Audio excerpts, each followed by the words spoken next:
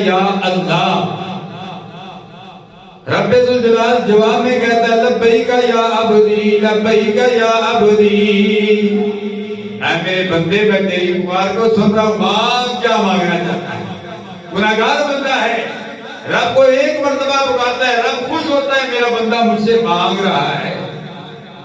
یہ دنیا کا یہ قانون ہے, ہم کسی سے مانگتے ہیں وہ ناراض ہو جاتا ہے, وہ ہمیں دیتا نہیں ہے, یا دیتا بھی ہے تو احسان جتلاتا ہے کہ میں نے تمہیں قرضہ دیا تھا, میں نے تمہیں مکان کرائے پہ دیا تھا, میں نے تیرا فلاں کام کیا تھا. احسان جتلاتا ہے. جب احسان جتلاتا ہے تو اپنی نیکی کو ضائع کر دیتا ہے. رب ہے جو احسان نہیں جتلاتا. ایک نعمت نہیں, لا تعداد انگنت نعمتیں دی ہے لیکن احسان نہیں جتلایا.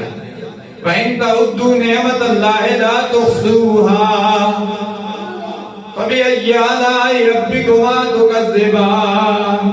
فرمایا میری نعمتوں کو شمار کرنا چاہو تو نہیں شمار کر سکتے ہو. تم میری کون سی نعمت کو جھٹلاؤ گے؟ لیکن بندہ ہے کہ اللہ تبارک و تعالیٰ کی نعمتیں کھاتا بھی ہے, پانی بھی پیتا ہے, کھانا بھی کھاتا ہے, سب کچھ کرنے کے باوجود پھر بھی رب کی بارگاہ میں نہیں جھکتا.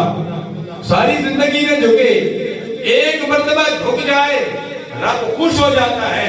فرشتوں سے فرماتا ہے اے فرشتوں تم تو کہتے تو یہ فساد کرے گا, وَيَسْفِكُ الدِّمَاءَ وَنَحْنُ نُسَبِّحُ بِحَمْدِكَ وَنُقَدِّسُ لَكَ.